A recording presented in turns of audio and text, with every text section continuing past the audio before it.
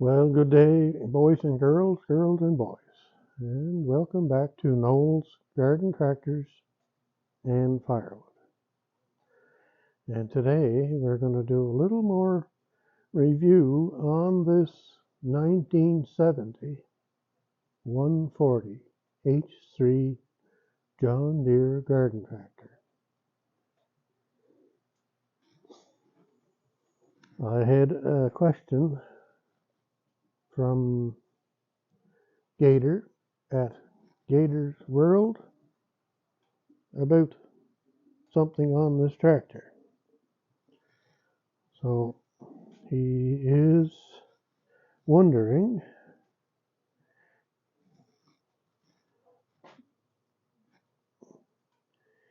he'd like to see where the 140 John Deere has its hydraulicized pump that drives the lift cylinder in front.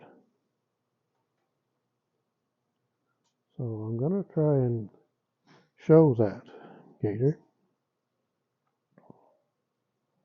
But I'm going to have to use the manual. It would be a little easier to show. And we'll get to the front here. So there is a hydraulic cylinder to lift the snow thrower. There's my finger, the snow thrower. That little cylinder lifts it up and down and is hooked to those two ports. This cylinder I installed myself and is hooked to those other two ports.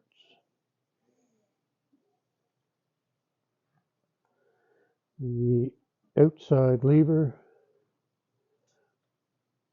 runs the top chute. The lever in the middle runs the up and down for the snowblower, and the inside lever operates the deck, lift and lower of the deck. Now, if it was an H1 tractor, the inside lever would also run the lift and lower of the snowblower. And I believe on that tractor you would have to block the cylinder that's under the tractor that lifts and lowers the mowing deck. So it didn't move, and then it would send the fluid to the lift cylinder on the front for the blower. But because this tractor has 3 levers, you can do different, multiple things with it.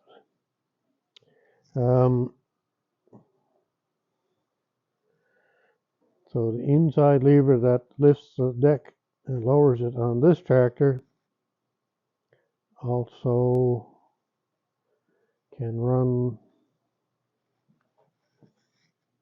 the ports back here. These 2 ports back here are for the 3-point hitch if it had one,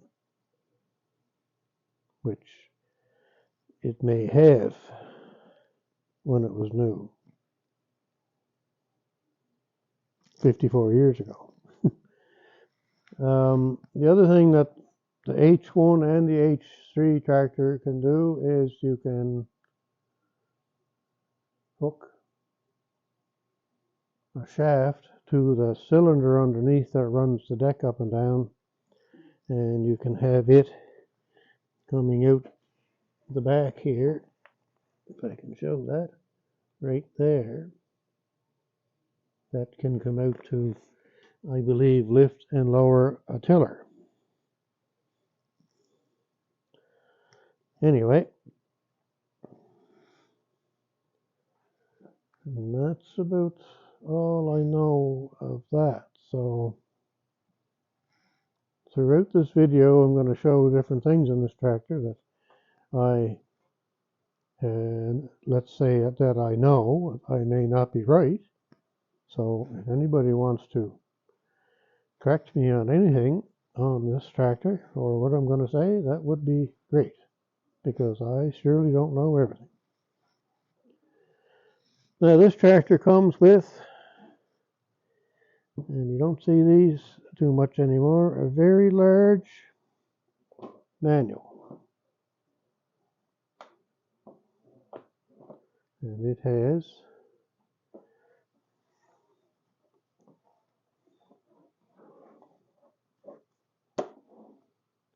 the fellow that had this tractor before me bought this book for this tractor. So you've got your general, and you've got engine,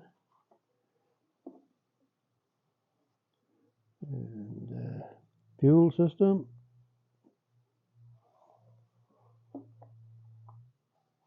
electrical system, where I'm at here, powertrain. Stay still, book. And what is that? Hydraulic system and miscellaneous. Come on, camera. Yeah, miscellaneous. All right, so I'm going to go to, I think, go into the hydraulic system.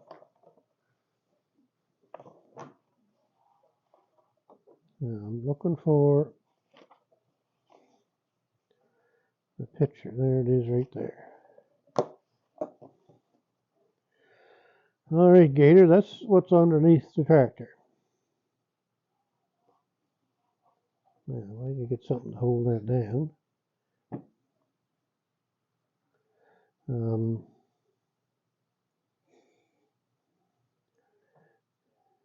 Myself situated here. Okay, so the engine sits about here. There's a shaft that runs from the engine back to the shaft on the hydrostatic transmission.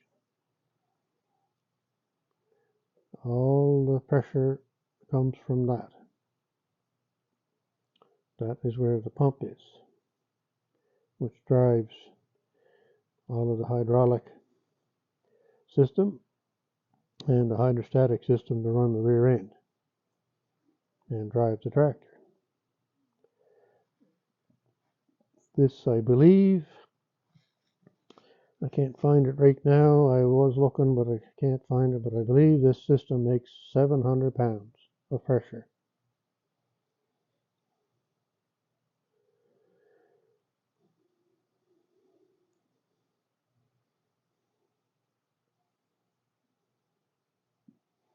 So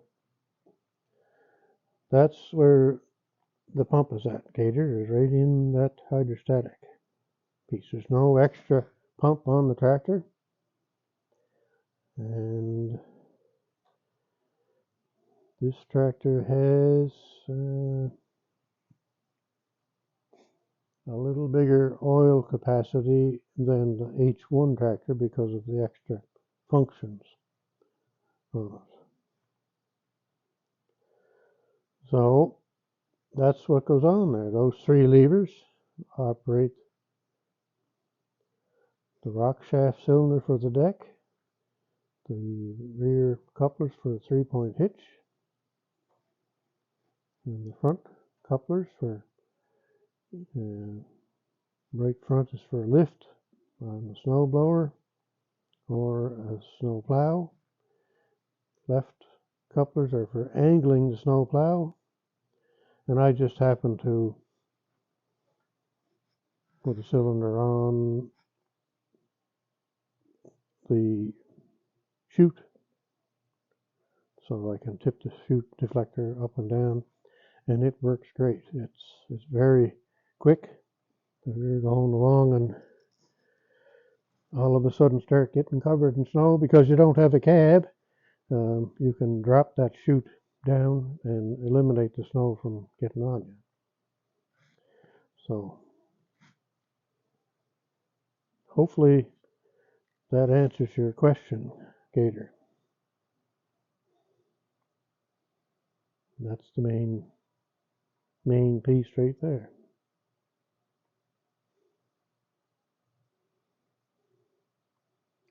that's what's under the tractor that runs the pump system, and all the pressure comes from that.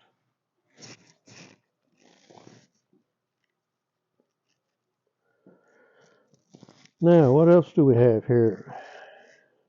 This tractor has disc brakes. 1969 and 1970 had disc brakes, and from 71 to 74 had drum brakes. And I can't remember what the 68 model had. Anyway, these tractors were made from 1968 to 1974. The 71 tractor and newer had a different transmission and hydrostatic unit. And from what I know, if the transmission or hydrostatic unit goes in this 1970 tractor, as far as I know, there's no parts available. So I'm just hoping that that doesn't happen. But after 54 years of use, I guess it still should be good for a while yet, I'd say. So what else is there here? Well, as you can see, they're heavy built, and a lot of the garden tractors are heavy built. You can see by the size of the metal there, it's 1/4 inch in it, so there's no flex in this tractor, or any of the garden tractors that I have. If you go over woods or through a ditch or something, it just don't flex. Not like the new tin tractors, lawn tractor. You go through the ditch or woods, you can feel the tractor moving and flexing. These don't do that. This tractor is anywhere between 730 to 770 pounds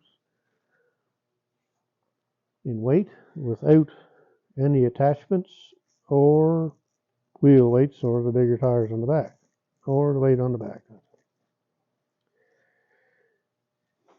The snow thrower unit weighs 275 pounds. And like I said yesterday, we have split brakes, so you can lock them together or unlock them and use separate brakes. It's kind of like an early ABS system. One thing I did to this tractor, getting to the steering box to grease it was quite difficult. So I mounted a line out to the outside edge of the tractor. So I have a grease nipple right there, and that runs right into the steering box.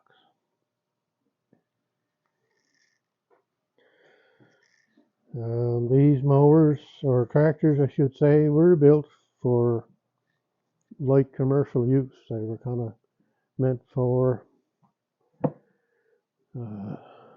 municipalities, or whatever you call them, communities, I guess, and schoolyards and nurseries and things like that. So this tractor was built heavy enough that it could do a lot of the work around those kind of places, and for the homeowners as well.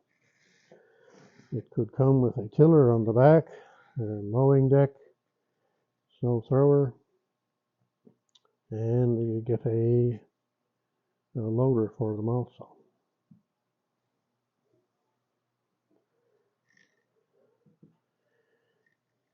Now you've seen this manual. That's quite a manual for a garden tractor, and it came in very useful to me one day. The cigarette lighter. I was doing something one day and crossed it out or shorted or something, and it wouldn't work anymore. So I figured, well, got to be a fuse for it somewhere. So I looked and I looked, I couldn't find the fuse, so I went to the manual and looked through the electrical system, and I couldn't find the fuse for it. So I kept looking, and sure enough, I come across a section just on the cigarette lighter alone. And in that section, it told you how to reset the cigarette lighter if you blew the breaker in it. In the back of it, I'll get this open here, see if we can see in. Maybe. Where are we here?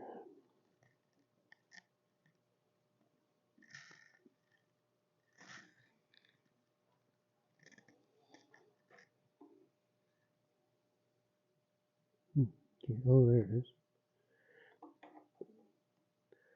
You can see it or not there. Won't focus. Can't get camera in there to focus, I guess. Okay, no.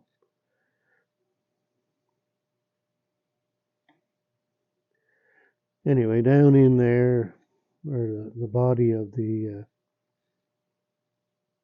cigarette lighter is, there's a tin body that goes in this way, in from here. There's a small hole in there, and you put a piece of wire in there, and you just kind of push in until you hear a click. That resets the breaker, and it's been working ever since. Now, if I didn't have the manual, I'd have never found that, that's for sure. Anyway, so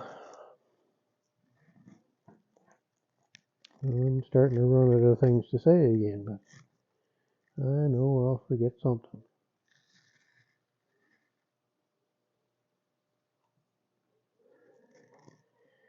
So this tractor, like I said, was made up until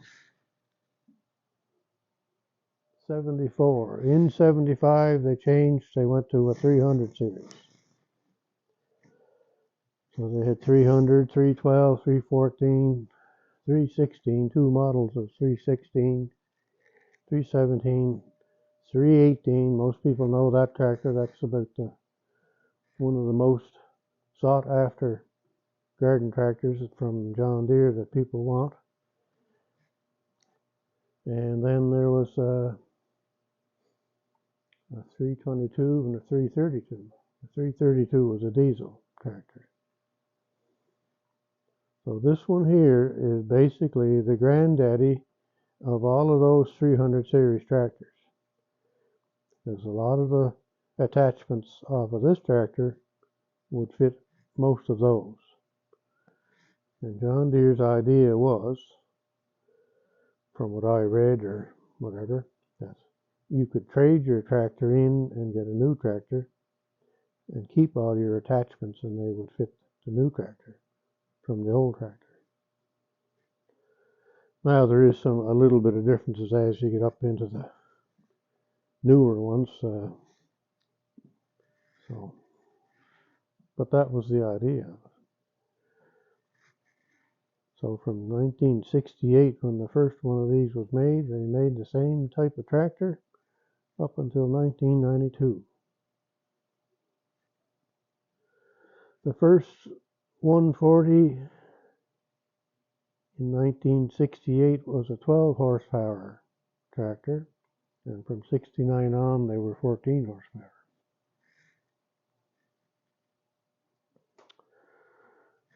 So not a big difference in power difference, but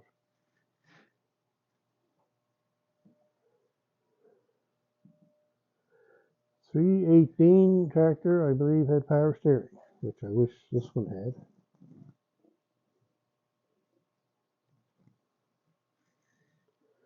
Alright, so what else am I thinking of here? And you can push the brakes down, and there is a lever on the dash there to lock the brakes in place.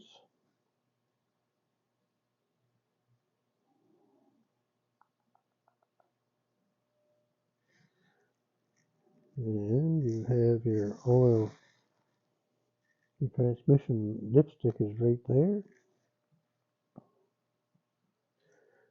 Well, she's fairly heavy built for, everything is metal. The only weak part on these tractors is the engine bonnet. Fiberglass. And I don't know why.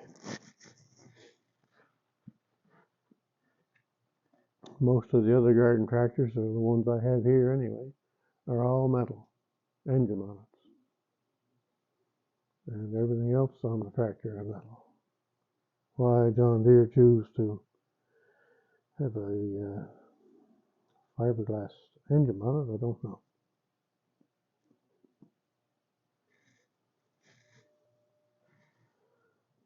So,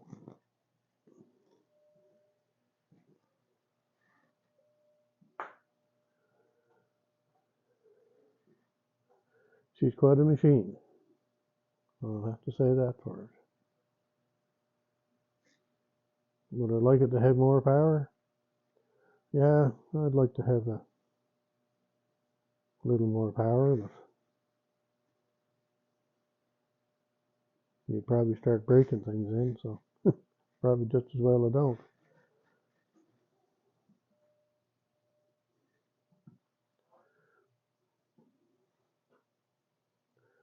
Anyway, there we go. I hope that answers your question, Gator. I kind of went a little further than you wanted, but it was just for everybody's information or entertainment or whatever. And like I said, if somebody knows more about these than I do, put it in the comments as to what I said wrong or didn't say or whatever. Because it's interesting to me. That's why I'm into this stuff, I guess. So, oh, the other thing that's different on these than all of those tractors over there have front wheel bearings, or like those push-in bearings into the wheel. This one, you take that wheel bearing cover off, and there's a castle nut in there, like the old cars used to have. And there's two tapered bearings, so you take it apart and grease her all up, put her back together, adjust the castle nut, and put your cotter pin in, and there you go. So a nice rugged front end wheel bearing system on them.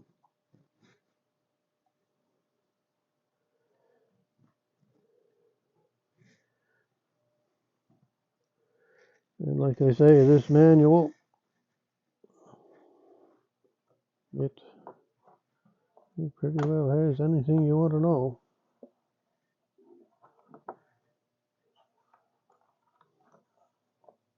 Engine,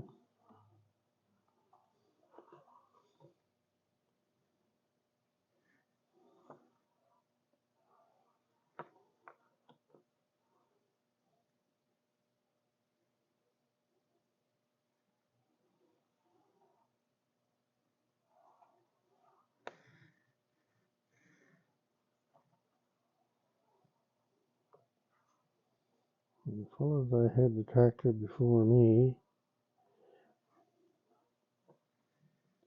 seem to be having trouble with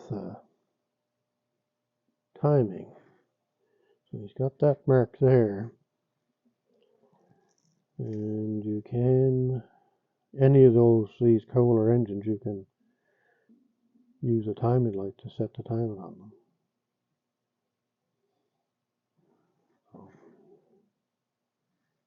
with the engine running, yes. So you can adjust, that's what he's doing there. He's got a screwdriver in there adjusting the timing while the engine is running.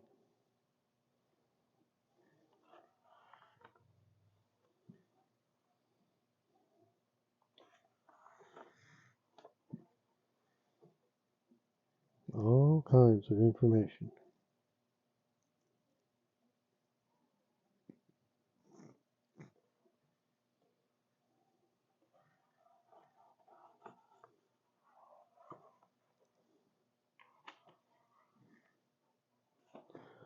I don't know how many pages are in this book, but it's got a lot of pages.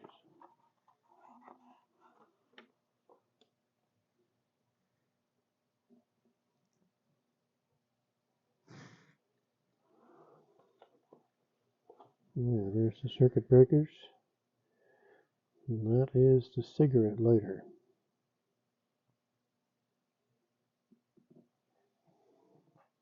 And there is the information as to how to reset that.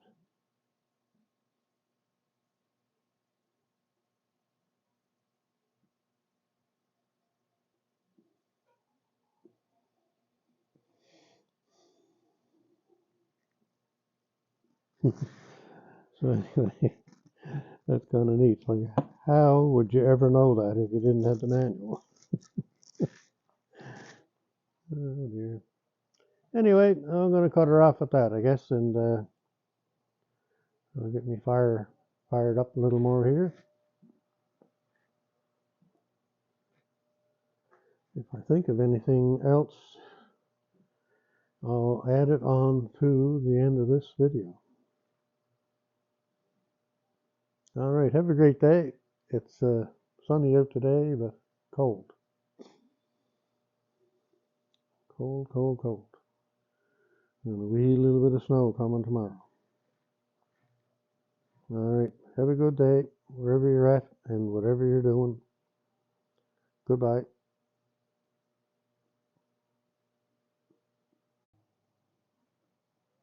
Well, I'm back. I thought of a few more things, I guess. So, I'm more likely to forget something here again. Now, this lever here is for the forward and reverse for the hydrostatic drive. And that's both tractors, H1 and H3 tractors would be the same. And there is a clutch in this tractor. This pedal here operates a clutch in there. Where's my flashlight at?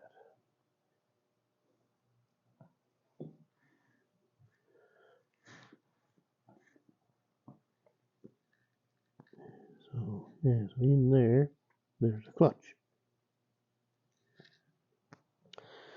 And it's not quite like what you think as a clutch. It's a cone that fits in. It's kind of like a Morse taper cone. So when you press on the pedal, you take the cone part out of the engine. So that stops all drive. You can't go anywhere. And I'm not really sure what the purpose of it was for, because when you put the hydrostatic lever in neutral, you stop. So if you had a tiller on this, and the tiller had a handle that would engage or tighten the belt to run the tiller, but it was behind you. So I'm kind of thinking the clutch was for disconnecting the tiller. If you all of a sudden get into something and you had to stop it quick, you could push the clutch in. And then you could undo the handle in the back for the belt. And then continue on your way. That's about the only thing that I can think of for the clutch. Anyway. So another attachment I thought of was they did have a mid-mount grader blade that you could put underneath the tractor in between the wheels here. So you could grade like you would with a road grader.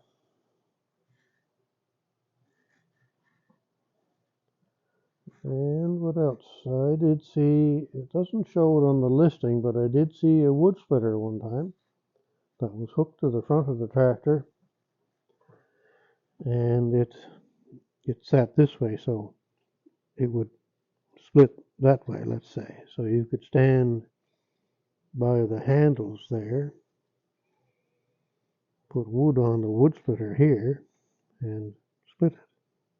And the wood splitter would hook into either that set of ports or that set of ports.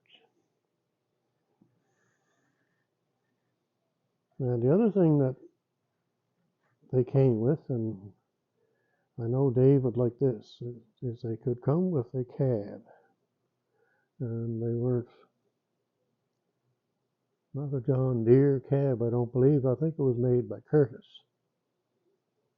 And it's like a lot of the stuff for garden tractors, the manufacturer of the tractor didn't necessarily make some of the attachments for it. And it's kind of like the loader. The loader that would go on this tractor was a Johnson loader. So, and I believe the snowblower, I don't know if it's made by John Deere or not. It might have been made by Haban, I think. But, and that's the same with any, like all of these tractors. A lot of the attachments weren't made by the manufacturer of the tractor. They were made by other people, and that still goes on today. You buy a John Deere tractor, most of the attachments are made by Frontier. So that's just the way that is. Okay, so I think maybe that's pretty well the gist of it. I think there might be still something else, but if I find something, I'll do another video on it. But that's going to be it for today. This was a long enough video, I guess. So like I said before, have a great day wherever you're at or whatever you're doing. And we'll see you again. Bye.